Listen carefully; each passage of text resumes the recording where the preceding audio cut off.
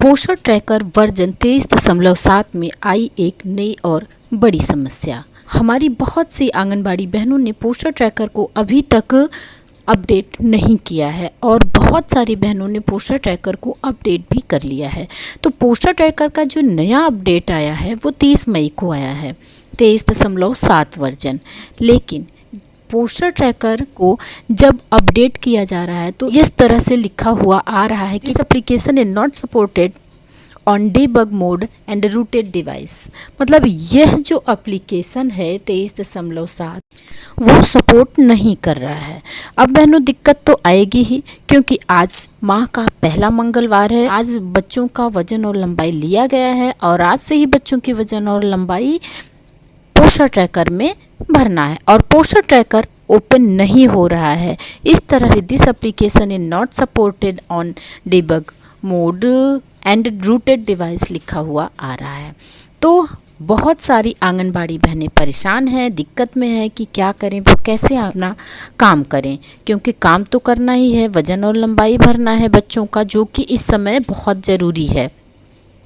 रही बात रोज़ रोज़ school open होने की और बच्चों की हाजिरी वगैरह, तो ये सब तो छुट्टियां ही चल रही हैं अभी तक, तो इसकी दिक्कत नहीं है। लेकिन वज़न और लंबाई भरना है, CBE अभी कल ही माह का पहला बुधवार होगा, सुपोषण दिवस होगा, तो ये सारे काम मोबाइल में पोषण ट्रैकर में हमें करना है। अगर आप चाहते हैं बहनों कि आप पोषण ट्रैकर के ओल्ड वर्जन को डाउनलोड करें और काम करें, ऐसा भी है। अगर चाहेंगी आप मुझे कमेंट द्वारा मैसेज करेंगी तो मैं आप लोगों को बताऊंगी ओल्ड वर्जन को कैसे डाउनलोड करके उसमें काम किया जा सकता है। लेकिन जब वर्जन को अपडेट कर दिया गया है तो हमें ओल्ड वर्जन में जाने की ज़रूरत ही क्या है। 1-2 दिन का वेट कर लेते हैं बहनों। 1-2 दिन में पोषण ट्रैकर में जो डीबग आया हुआ है, जो बग वगैरह आए हुए हैं, उसको ठीक कर दिया जाएगा। ऐसा नहीं है कि पोषण ट्रैकर में कोई दिक्कत आती है तो हमारे आला अधिकारी बैठे रहेंगे।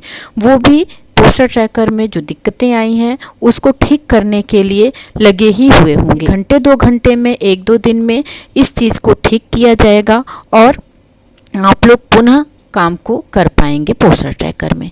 तो 1-2 दिन आप लोग भी वेट कर लीजिए, उसके बाद ही पोषण ट्रैकर का नया वर्जन जब आएगा उसको अपडेट कीजिए और उसके बाद तब काम कीजिए। अब ये बिना मतलब का झंझट पालने की तो मुझे नहीं लग रहा है कि ज़रूरत है कि आप पोषण ट्रैकर को अनइंस्टॉल करें, फिर उसको जो है कि इंस्टॉल करें और उसके बाद उसमें काम करें। मेरे हिसाब से 1-2 दिन रुक जाइए, पोषण ट्रैकर की टेक्निकल प्रॉब्लम को ठीक कर दिया जाएगा और हम फिर से पुनः पोषण ट्रैकर में अपना काम जैसे के तैसे कर पाएंगे। ये तो रही उन बहनों की बात जिन्होंने पोषण ट्रैकर को अब अपडेट किया है। मैंने 30 तारीख को ही अपडेट कर लिया था पोषण ट्रैकर को, तो ऐसी समस्या तो नहीं आ रही है कि इस तरह से लिख। जिन बहनों ने पोषण ट्रैकर को 30 तारीख को ही वो अपडेट कर लिया है उनके मोबाइल में ऐसी समस्या नहीं आ रही है। उनके मोबाइल में समस्या आ रही है कि नेटवर्क नहीं आ रहा है। कोई भी चीज़ वो ओपन कर रही हैं पोषण ट्रैकर में, जैसे बच्चों की KYC के लिए, THR भरने के लिए, FRS के लिए, किसी भी चीज़ के लिए अगर हम ओपन कर रहे हैं पोषण ट्रैकर को तो वहाँ पर इस तरह से सारा कुछ फेड आ रहा है। मतलब कुछ भी लिखा हुआ क्लियर नहीं आ रहा है, जैसे कि क्लियर लिखा हुआ आता था।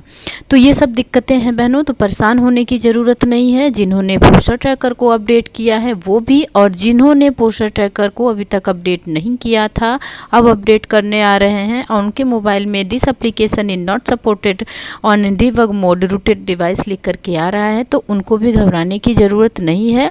2-4 घंटे वेट करते हैं, 2-4 घंटे ही क्या 1-2 दिन ही भी वेट हम लोग कर लेते हैं, क्योंकि टेक्निकल जो पोषण ट्रैकर में दिक्कतें आई हैं उसे ठीक करने की पूरी कोशिश की जा रही होगी। ऐसा नहीं है कि भारत सरकार चुपचाप बैठी रहेगी। पोषण ट्रैकर की निगरानी हर वक्त की जाती है और पोषण ट्रैकर के द्वारा ही आंगनबाड़ी कार्यकर्ती के कार्यों की समीक्षा की जाती है। तो हम लोगों को, आप लोगों को किसी को भी घबराने की ज़रूरत नहीं है। पोषण ट्रैकर की दिक्कत को जल्दी से जल्दी खत्म किया जाएगा और आप लोग अपने कामों को सुचारू रूप से कर पाएंगे।